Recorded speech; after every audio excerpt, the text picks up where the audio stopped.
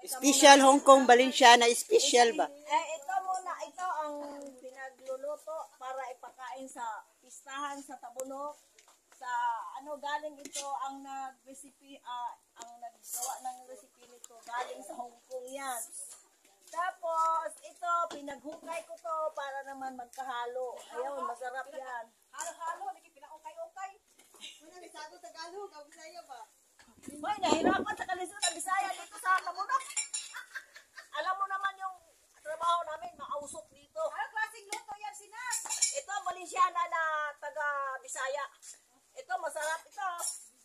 Pero yung mga ingredients yan, ingredients nito, galing Hong Kong yan.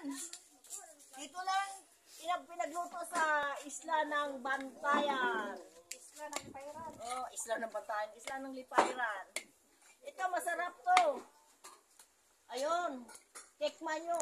Kung sino magpaluto niyan, andito na ako. Kung sino pa ang magpaluto tuwing pista, nandito kami. Paskidyo lang na mo. Handa kami talaga tumulong sa inyo. Basta pakainin na lang nyo kami. Ay.